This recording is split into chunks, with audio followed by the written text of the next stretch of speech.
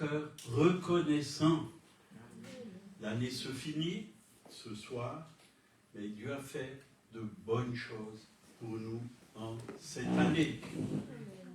Alors, tout dépend comment on voit les choses. Hein. Quand vous regardez un verre par exemple, soit il est à moitié plein ou à moitié vide. Bien sûr que pour être optimiste, on dit il est à moitié plein. Mais même s'il est à moitié vide, c'est pas grave, puisque Dieu peut le remplir entièrement. David a dit, tu oins d'huile ma tête et ma coupe déborde. Dieu veut pour nous la plénitude chaque jour. Qu'importe comment on voit les choses. Ce qu'il faut, c'est regarder à Dieu. Et quand on regarde à Dieu, on voit que c'est le Dieu de la plénitude. Il nous remplit, il nous laisse pas à moitié vide ou à moitié plein. Mais il veut vraiment qu'on déborde. C'est ça. Il est venu afin que ses brebis aient la vie et qu'il soit dans l'abondance. L'abondance de sa vie. Ce n'est pas une vie humaine, c'est la vie de Dieu. C'est la vie divine. Elle est en nous.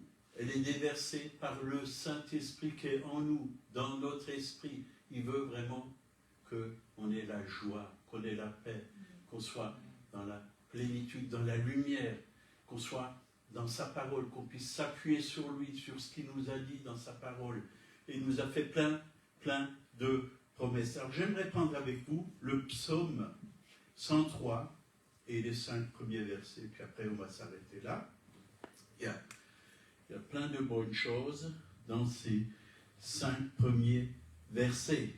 Mon âme bénit l'Éternel, que tout ce qui est en moi bénisse son saint nom. Mon âme bénit l'Éternel et n'oublie aucun de ses bienfaits. C'est lui qui pardonne toutes tes iniquités, qui guérit toutes tes maladies. C'est lui qui délivre ta vie de la fosse, qui te couronne de bonté et de miséricorde. C'est lui qui rassasie de bien ta vieillesse, qui te fait rajeunir comme l'aigle. Amen. Est-ce que vous croyez que Dieu vous fait rajeunir comme l'aigle? Moi j'aime bien les psaumes de David. David était vraiment un homme inspiré de Dieu. C'est pourquoi il a écrit beaucoup de psaumes.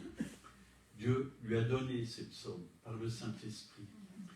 Et c'est bon de lire les psaumes parce que ça nous relève, ça nous fortifie. C'est vrai que parfois on est découragé. Et ça arrive, David était parfois découragé. Ça arrive à tout le monde.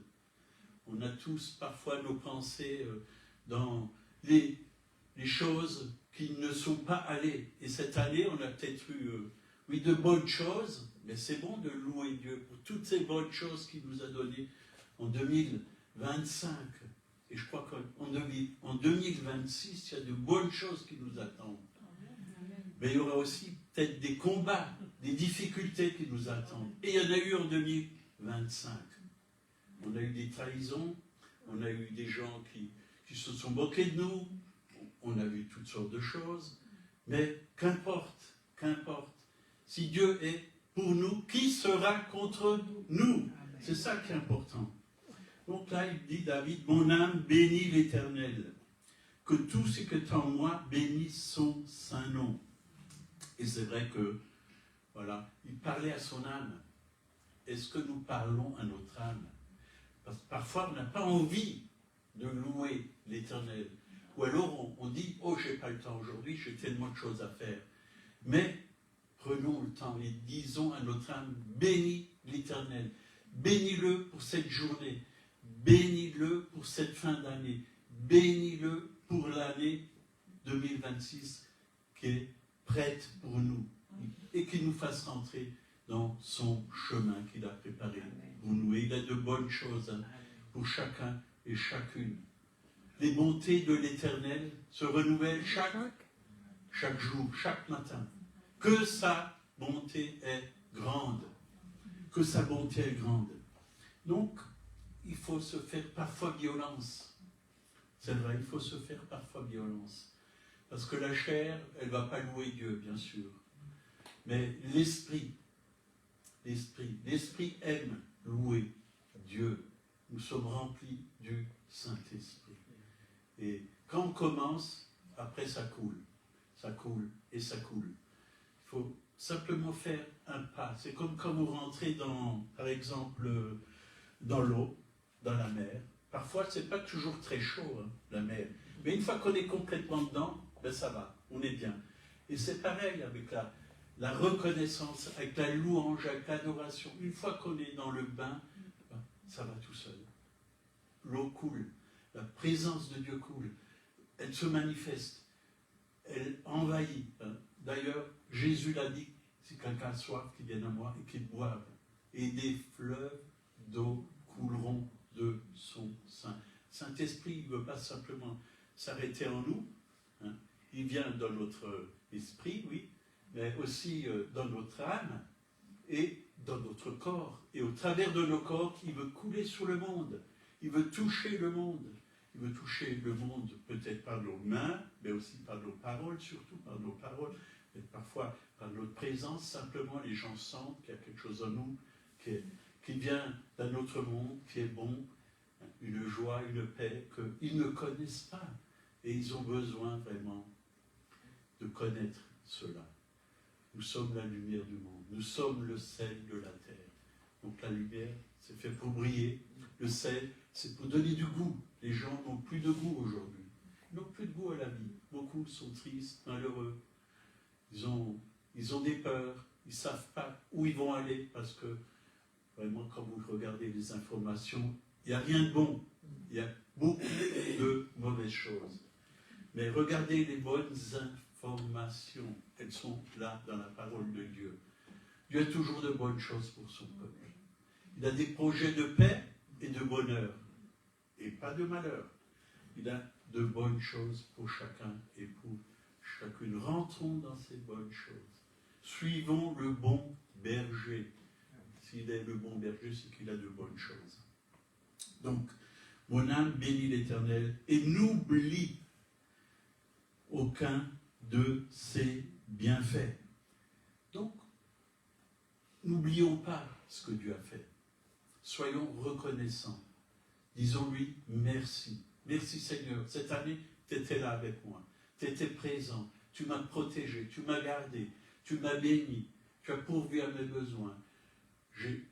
J'ai eu la nourriture pour mon esprit. J'ai eu la nourriture pour mon âme. J'ai eu la nourriture pour mon corps. Le pain quotidien. J'ai eu tout ce qu'il fallait. Ben, je suis reconnaissant. J'ai un toit sur la tête. Alors qu'il fait froid, j'ai un chauffage dans ma maison. Soyons reconnaissants pour toutes ces choses. Pour toutes ces choses. Moi, je loue Dieu, même pour mon chat. Parce que, voilà, je l'aime. Parce que c'est Dieu qui l'a créé. Et il a placé ce chat dans ma maison. Je peux le caresser. Et j'aime l'entendre ronronner. C'est bon. C'est bon. Alors que nous, on puisse être comme un chat, ronronner devant Dieu, c'est-à-dire lui apporter notre joie. Parce que quand un chat ronronne, c'est qu'il est content. Mais que nous puissions lui apporter notre joie au Seigneur. Seigneur, je suis joyeux. Je suis heureux d'être ton enfant. Je suis heureux de te connaître. Je suis heureux que tu t'es révélé à moi. Je suis heureux que moi j'ai un Père dans le ciel qui s'occupe de moi sur cette terre. Ça, c'est merveilleux. C'est merveilleux. Donc, nous voulons bénir son saint nom. Même si on est parfois un peu découragé, il faut fortifie-toi et prends courage. Souvent, le Seigneur le dit dans sa parole. Fortifie-toi et prends courage. Comme je le dis souvent, un jour, un serviteur de Dieu priait, puis il a vu un outil comme ça, comme une arme. Il a dit, Seigneur, c'est quoi cette arme? Le Seigneur lui a dit, c'est le découragement. C'est un instrument qui est usé tellement que le diable l'utilise. Le malin, son rôle, c'est de décourager les chrétiens. Mais le rôle du Saint-Esprit, c'est de nous encourager. Le rôle de Dieu, c'est de nous encourager. Il nous a laissé sa parole. Utilisons la parole de Dieu. Ne nous laissons pas décourager par le malin, mais soyons de ceux qui décourage le malin. À force qu'il n'arrive pas à nous décourager, qu'est-ce qu'il fait? On lui résiste et il s'en va. Il s'en va. Il part. Il part, il dit, celui-là, je ne peux pas le décourager. Je vais essayer avec un autre. Ne vous laissez pas décourager. Soumettez-vous à Dieu, résistez au diable et il fuira loin de vous. S'il fuit, c'est qu'il a peur. C'est qu'il a peur. Donc ne regardons pas autour de nous tout ce qui ne va pas. Et il y aura toujours quelque chose qui ne va pas autour de nous. Mais regardons au Seigneur, parce qu'avec lui, ça va marcher. Ça va fonctionner. L'apôtre Paul, il a dit, je puis tout par celui qui me fortifie. Il n'a pas dit, je peux juste faire ci, ça ou ça. Il a dit, tout par celui qui me fortifie. Tout. Que le faible dise, on l'a chanté avant, je suis fort. Parfois, on regarde à nos faiblesses, et on en a, c'est vrai. On se sent faible. On se sent faible. Mais il faut proclamer, en Christ, je suis fort. Celui qui est en moi est plus grand que celui qui est dans le monde. Il est plus fort. C'est lui le fort en moi. C'est lui le vainqueur en moi. C'est lui le juste en moi. Et avec lui, je suis victorieux. Amen. Que le pauvre dise, je suis riche. Moi, je me voyais toujours pauvre, dans ma vieille vie surtout, parce que j'étais dans une famille pauvre. J'avais la mentalité d'un pauvre. J'avais l'esprit d'un pauvre. Mais quand j'ai donné mon cœur à Jésus, cet esprit il est parti. Et je sais que j'ai un Père qui est riche.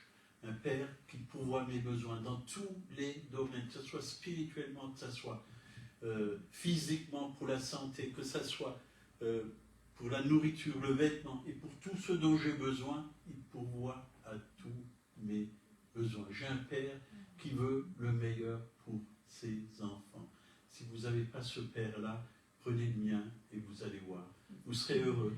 Il va vraiment s'occuper de vous. Si vous êtes blessé, il va vous guérir. Il a envoyé le consolateur. Vraiment, s'il y a quelque chose qui ne va pas, il dit, le consolateur, il nous console, il nous fait du bien. On a besoin de ce Père si merveilleux, si merveilleux. Donc, d'ailleurs, David, il savait que l'Éternel est mon berger, il a dit, je ne manquerai de rien. L'Éternel était celui qui guidait sa vie. Et si Dieu guide nos vies, ben, on va manquer de rien. Même si un ennemi, Jésus est plus grand, Jésus est plus fort, Jésus nous protège, Jésus est notre bouclier. Il est notre force, il est notre victoire, il est en nous. Avant, il n'était peut-être pas à l'intérieur dans l'ancienne alliance des hommes, il était peut-être là avec eux, oui, mais là, il est en nous. L'ennemi ne peut pas rentrer. Propriété privée. Hein. Nous ne nous appartenons plus à nous-mêmes. Nous appartenons à qui? Au Seigneur. Notre esprit, notre âme et notre corps appartiennent au Seigneur, à Dieu. Donc, l'ennemi ne peut pas nous toucher parce qu'on appartient à Dieu. Mais ne lui ouvrons surtout pas la porte. Quand il vient avec une mauvaise pensée, n'acceptons pas toutes les pensées qui nous viennent à l'esprit. Parfois, il y a des pensées qui nous viennent, qui sont mauvaises, et si on les accepte, ben, on peut même rentrer dans une dépression, dans quelque chose de mauvais, dans des lamentations, ou dans le négativisme. Mais écoutons le Saint-Esprit. Le Saint-Esprit, il est là pour nous encourager, pour nous édifier, pour nous consoler, pour nous relever. C'est comme le tiramisu, ça nous tire vers le haut. D'ailleurs, le mot tiramisu, hein, je l'ai lu, j'ai cherché et j'ai lu sur le dictionnaire, ça veut dire tirer vers le haut. Et c'est bon d'être tiré vers le haut. Le malin, il cherche à nous tirer toujours vers le bas. Il y a des personnes qui cherchent aussi à nous tirer vers le bas. N'écoutons pas toutes les personnes, même s'ils se disent chrétiens. Il y a des chrétiens qui sont là pour essayer aussi de vous décourager. mais écoutez surtout le Saint-Esprit, écoutez ce que dit la parole de Dieu. C'est pourquoi il est très important de lire la parole de Dieu. Il est bon de lire la parole de Dieu. Donc, Dieu veut faire de bonnes choses. Donc, n'oublions pas surtout de compter les bienfaits de Dieu. Il y a un chant qui dit « Compte les bienfaits de Dieu, mets-les tous devant tes yeux. Tu verras qu'en l'adorant, combien le nombre en est grand. » Moi, je suis sûr qu'il y a plus de bonnes choses que de mauvaises. Avec Dieu, moi, je vis plus de bonnes choses que de mauvaises. Oui, parfois, il y a des mauvaises choses qui viennent, mais Jésus est vainqueur, Jésus est Seigneur, Jésus est roi.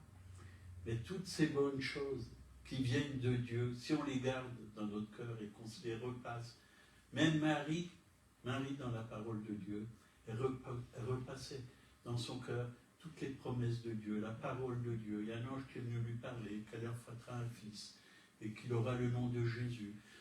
Elle repassait, nous devons repasser la parole de Dieu dans notre cœur. Chaque jour, la méditer, la ruminer comme les vaches. Les vaches, ils ruminent. L'herbe qu'ils mangent, ils la mangent, mais elle est ruminée.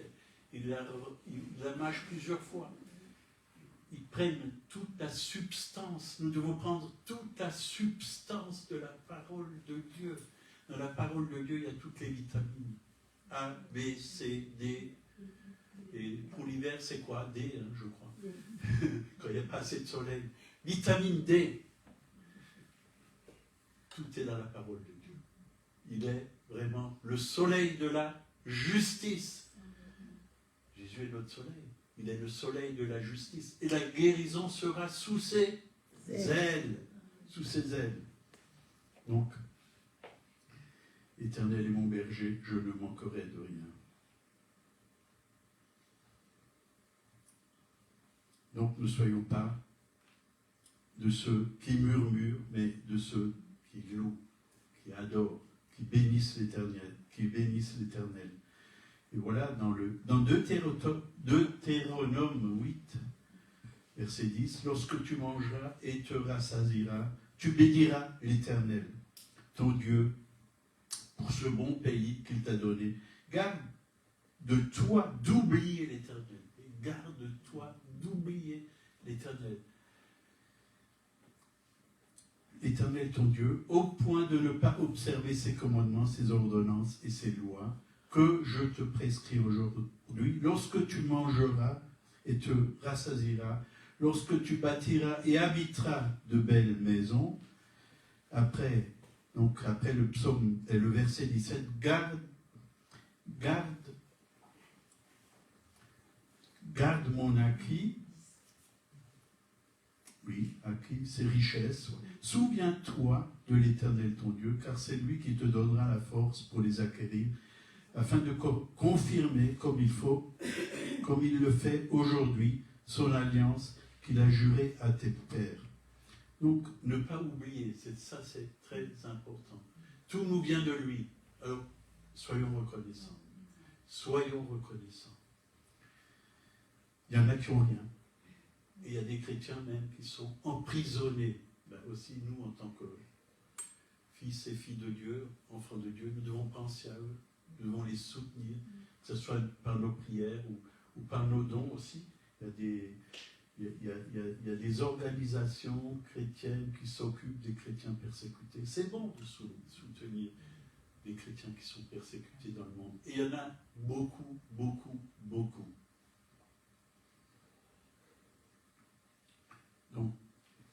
Donc souviens-toi des bienfaits. Donc, quand on se souvient, c'est qu'on dit, ça ne vient pas de moi, ça vient de lui. Ce n'est pas par mes forces que j'ai reçu tout ça. C'est parce que c'est l'amour de Dieu, c'est la grâce de Dieu. Soyons des hommes et des femmes humbles. Reconnaissons, ce n'est pas par nos propres forces, mais c'est par lui qu'on reçoit toutes ces choses. Ne soyons pas orgueilleux en disant c'est moi. J'ai gagné ça par mes propres forces. J'ai fait ça par mes propres forces. Non, ni par puissance, ni par force, mais par le Saint-Esprit. par le Saint-Esprit. Donc c'est lui qui pardonne, verset 3, psaume 103, verset 3, c'est lui qui pardonne tous tes péchés et qui guérit toutes tes maladies. J'aime bien le mot toutes, hein. Toutes. Et en réfléchissant, j'ai vu, c'est vrai que les péchés, c'est venu par Adam. Le péché est rentré dans le monde par Adam, par la désobéissance d'Adam, parce qu'il a mangé l'arbre de la connaissance du bien et du mal. Le Seigneur lui avait dit, tu ne toucheras pas à cet arbre, tu ne mangeras pas le fruit de cet arbre. Et il a désobéi, et le péché est venu par là, mais la maladie est venue aussi à cause du péché. Péché, maladie et la mort. Vous voyez, les trois sont liés. Péché, maladie et la mort. Mais Jésus est venu, alléluia, il nous délivre de toutes ces choses, que ce soit du péché, de la maladie et de la mort. Nous devons recevoir le pardon de Dieu, croire que Dieu nous a pardonné. Certaines maladies viennent du non-pardon. Quand on demande pardon, on est libéré. On est libéré parce que quand on ne pardonne pas, on est coincé. Il y a quelque chose en nous qui ne fonctionne pas bien, il y a un blocage. Mais quand on sort le pardon, il y a quelque chose qui se dégage. Vous voyez, un jour, j'ai jugé deux jeunes filles qui, quand j'étais à l'école biblique, ils chantaient, puis ils étaient tellement heureuses, là, toutes fières et tout ça, quoi. Et un frère qui m'a dit, t'as vu comme ici ils croient, hein, ils ont les jambes enflées, ils s'y croient, ils se croient meilleurs que les autres. Il faudrait piquer avec une aiguille pour dégonfler leurs jambes. Et je dis, oui, c'est vrai. Puis, vraiment, je les ai jugés, quoi, parce qu'on m'a dit ça. Mais le Seigneur, il m'a dit non, ce que tu as fait, tu as jugé, c'est pas bien, demande-leur pardon. Puis je suis allé leur demander pardon. Et quand je leur ai demandé pardon, il y a comme un nuage qui est parti de moi, de mon esprit, et je me suis senti libre. Quand on pardonne, on se libère. Et on libère aussi les autres. Et c'est vrai que le non-pardon, ça peut donner toutes sortes de maladies, des angoisses, ça peut...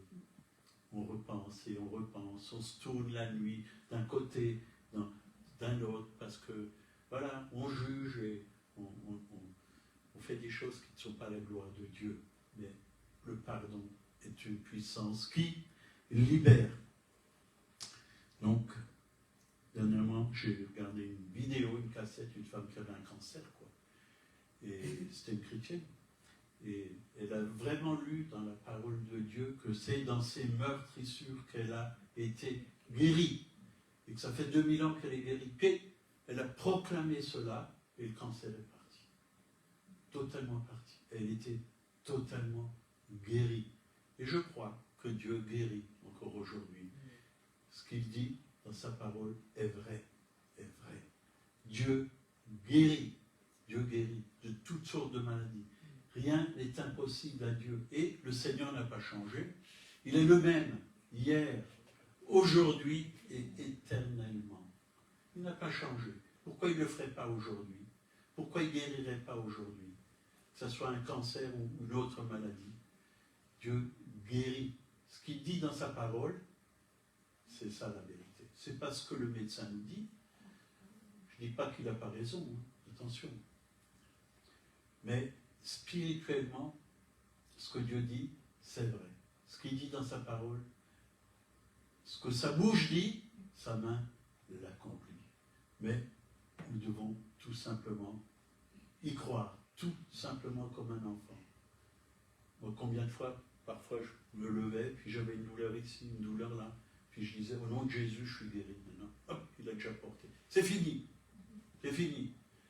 Et tout commençait à bien fonctionner, et voilà, je commençais ma journée, j'allais sur les échafaudages, j'allais rouler là, avec, je montais sur les échelles, tout allait très bien, tout va bien, quand on croit vraiment que Dieu est là, et qu'il s'occupe de nous, même de notre santé, il s'occupe de notre santé. Alléluia, il est là, il nous aime. Donc, à la croix, il a porté nos péchés, nos maladies, et c'est vrai, il nous a délivrés. Et il nous a aussi, hein, même la mort, il l'a pris sur lui.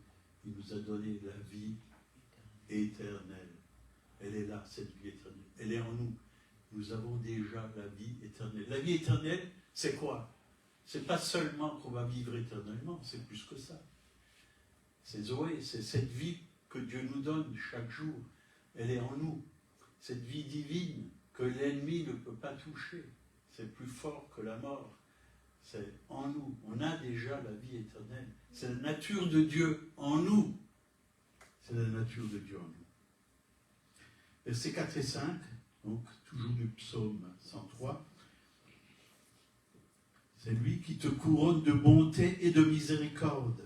C'est lui qui rassasie de bien ta vieillesse, de bonté et de miséricorde. Ça, c'est une belle couronne. Avec lui, tu deviens bon et miséricordieux. Ça, c'est la nature de Dieu.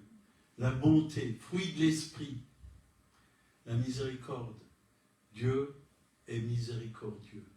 Il est là. Quand il voit quelqu'un qui souffre, il est là pour le relever. Quelqu'un qui est malade, il est là pour le guérir. C'est lui qui te couronne de bonté et de miséricorde.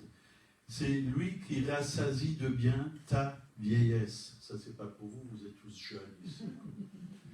C'est pas pour moi non plus. Je me sens pas encore vieux. Si l'homme extérieur se détruit, l'homme intérieur se renouvelle de jour en jour. Qui te fait rajeunir comme l'aigle. Qui te fait rajeunir comme l'aigle. Et moi, je pense à ces hommes dans la Bible qui, comme Caleb, il avait je ne sais pas quel âge, il était déjà très, très âgé, il montait encore une montagne comme un jeune. Comme un jeune. Et j'ai vu des serviteurs de Dieu qui avaient 80, 85, 90 ans. Ils étaient plus en forme que certains jeunes. Parce qu'ils se confiaient en Dieu. Ils se confiaient en Dieu. Le Seigneur renouvelle nos forces de jour en jour. Il nous fait rajeunir. Il nous donne cette vie abondante, cette joie abondante, cette paix abondante. Combien de fois je suis venu aux réunions de prière, comme ça, après une journée de travail, vous savez, dans mon esprit, ou dans ma tête, plutôt dans ma tête, on m'a dit, oh, tu as tellement travaillé toute cette journée, tu as monté des échafaudages, tu as fait ci, tu as fait ça, tu as fait des devis, tu as dû résoudre toutes sortes de problèmes, et tu dois encore aller à la réunion de prière. Tu peux rester à la maison. Mais non, tu ne peux pas, puisque tu es pasteur. Ils t'attendent. Et puis je suis allé à la réunion de prière. Et quand on a prié, je suis ressorti plus léger que quand je suis venu. Parce que Dieu renouvelle nos forces. Il renouvelle nos forces. Et parfois, vous pouvez demander mon lit, on partait comme ça, il y avait des serviteurs de Dieu qui venaient dans tel et tel village. Parfois au Bernay ou ailleurs, hein, on allait le soir et on rentrait 10h30, plutôt 11h minuit, que 10h30. Ben, Dieu nous renouvelait, on rentrait rempli du Saint-Esprit, on était renouvelés. Le matin à 6h, debout, en pleine forme, parce que le Saint-Esprit est là, il nous renouvelle. Amen, vous le croyez? S'il l'a fait pour moi, il l'a fait pour Monique, il peut le faire pour chacun d'entre vous. Parce que vous avez le même Dieu. Alléluia. Donc, rajeunir comme un aigle. Et quand vous êtes comme un aigle, vous savez, l'aigle, il perd parfois le bec, il perd les plumes, mais Dieu lui redonne tout. Il est renouvelé. Il a une deuxième vie encore aussi puissant qu'avant. Étudier la vie de l'aigle, il y a beaucoup de choses à dire là-dessus. Et un aigle, vraiment, il est appelé à voler, mais très, très haut. Et il voit les choses de très, très loin. Il voit vraiment sa proie de très loin. Il voit bien, il a des yeux pour voir. Que Dieu nous donne des yeux pour voir. Qu'on soit des aigles et non des poules. Les poules, ça ne vole pas haut. Mais les aigles, ça vole très haut.